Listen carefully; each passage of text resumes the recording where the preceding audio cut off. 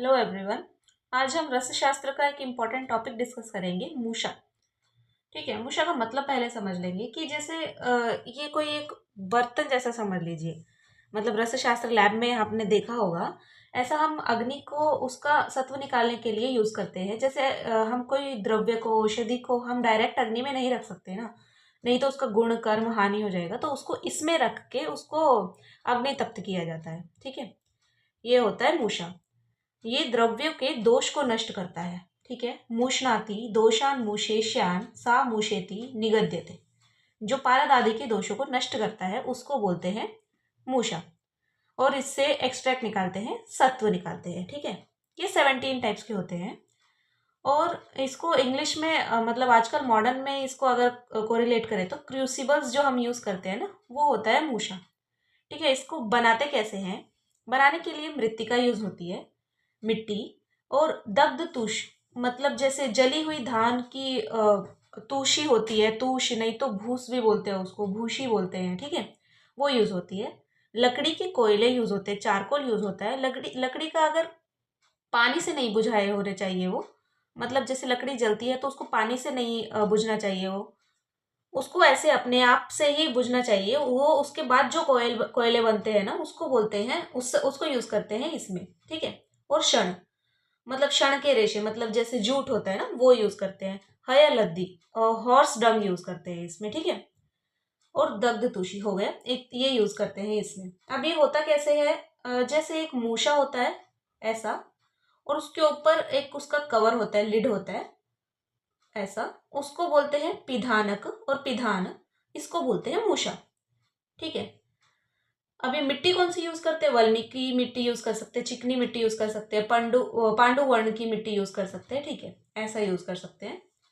और इसमें आगे देखेंगे इसके पर्याय, कुमुदी, क्योंकि ये लोटस जैसा दिखता है, कमल आकृति रहती है, इसीलिए इसको बोलते हैं कुमुदी। क्रौंचिका बोलते हैं क्योंकि ये क्रौंच पक्षी की चोंच जैसा दिखता है, बीक जैसा दिखता है, इसीलिए। करहाटिका बोलते हैं। करहाटिका करहाट देश से भी संबंधित कर सकते हैं इसको। वन ही मित्रा, क्योंकि ये बहुत अग्नि में तप्त होता है तो वन ही मित्रा इसलिए इसको बोलते हैं। पाचनी बोलते हैं इसको, पाचनी, क्योंकि अग्नि कर्म से द्रव्य पाचन होता है इसमें, इसीलिए इसको पाचनी बोलते हैं। ठीक है, 17 टाइप्स के, हम वन बाय वन उसको स्टडी करेंगे। फर्स्ट देखेंगे वज्रमूषा। वज्रमूषा, नाम से ही वज्र है उसमें, तो मतलब वो दृढ़ पदार्थों के सत्वपातन के लिए यूज होगा। ठीक है, किस लिए यूज होगा? दृढ़ पदार्थ, सत्वपातन के लिए यूज होगा, दृढ़ पदार्थों के।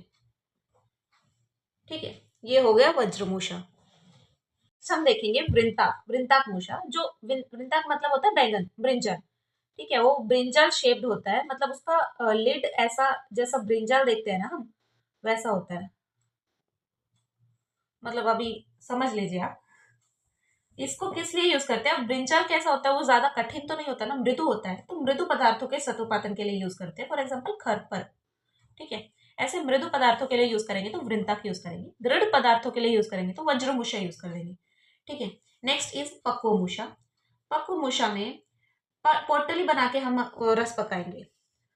पोटली रस पकाने के लिए जो यूज होता है वो पक्वमूषा होती है। ठीक है, इसमें हांडी में यूज करते हैं, मतलब ऐसा पॉट जैसा रहता है ना, वैसा पक्वमूषा। नेक्स्ट इज महामूषा। महामूषा, फर्स्ट ऑफ ऑल ये वी शेप्ड होती है। ठीक है, वी शेप्ड का मतलब ये होता है कि तल से कर्पूर संधि के जैसी होती है। कर्पूर संधि मतलब एल्बो जॉइंट के जैसी। कर्पूर संधि तल से नीचे से होती है, और जैसे जैसे ऊपर जाती है वैसे विस्तृत हो जाती है, मतलब बढ़ जाती है। ठीक है, जैसा वी होता है ना, वैसा वी शेप होती है महामूषा। ये लोह अभ्रक सत्व द्रावण के लिए यूज होता है। ठीक है, कठिन द्रव्यों के लिए ये यूज, महामूषा है नाम से, तो कठिन द्रव्यों के लिए ही यूज होगा। ठीक है, महामूषा। मल्लमूषा, मल्लमूषा ये परपटी बनाने के लिए। ठीक है, परपटी नहीं तो दूसरे रसों की सेदन के लिए यूज होती है। इसमें ऐसे दो शराब होते हैं, तो इसमें कैसे याद रख सकते हैं? परपटी के लिए यूज होती है।